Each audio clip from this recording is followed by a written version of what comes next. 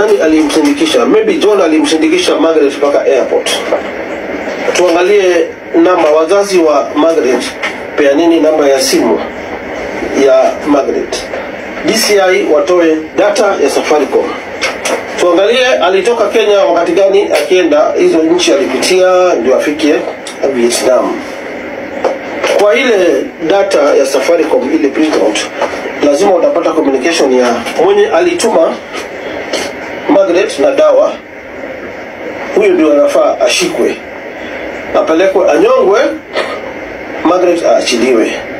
Kwa sababu kama huyu Margaret, wote ni mtetee, wale watu ubeba dawa. Tumeona kwa sinema, movie na mambo mingi, wao ubeba dawa kupitia huku chini kwa sehemu nyeti, inafichwa huko ndani, ama wengine wanabebeshwa na tumbo, vitu kama hiyo.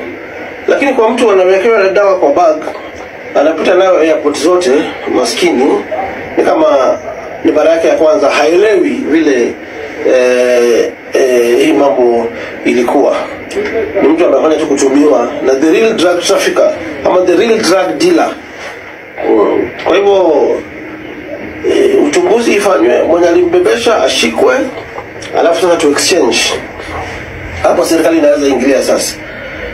Wasema CCTV footage ndio hizi, huyu ndio alimfikisha airport, na huyu ndio alimpatia dawa, na huyu ndio John, na tumemshika, tumefanya investigations kwa printout ya Safaricom, ndio huyu. That is the guy ambaye anafaa kunyongwa, si yule ametumwa na labda mimi nadhani Nduta alikuwa hajui. My opinion kwa story ya Margaret Nduta, yule alikuwa anyongwe pale Vietnam. Kuja nikupatie story sasa. Sasa hapo nafikiri tukopoa sasa Umeona ile madawa na deal nayo unanimuonesha pale CBS Nam. Sasa Margaret Nduta, kulingana na story nasikia alishikwa the year 2023. But like Kingangi and I was saying, she's not the first one. In 2019, there was Sarah Wairimu. She was caught in Kuala Lumpur, Malaysia, 2 kilograms of heroin. Elizabeth Wamboi, 2018, she was caught in Dubai International Airport with 4 kilograms of cocaine.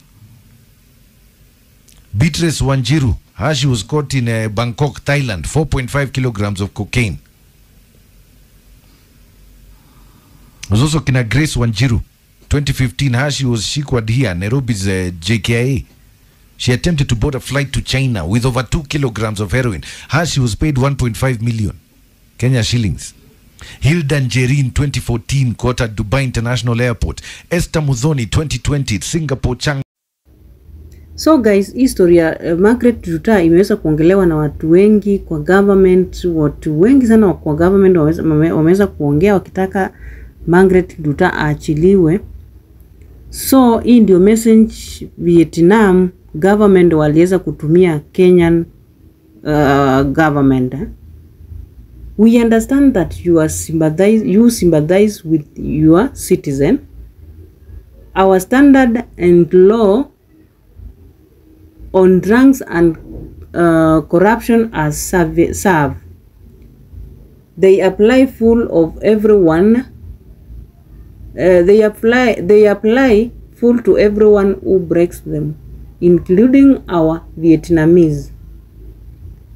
As a leader of Vietnam, I don't interfere when courts sentence even Vietnam drug dealers. It's not a matter of citizenship, but it's a matter of the killer substance you are bringing to our children. So guys, mmeweza kujisikilia hiyo maneno. Waliweza kuandika barua, waliweza kuandikia government yetu barua. Wakasema sio story na citizenship, ni story na mtu yoyote mwenye anapatikana na akideal na drugs.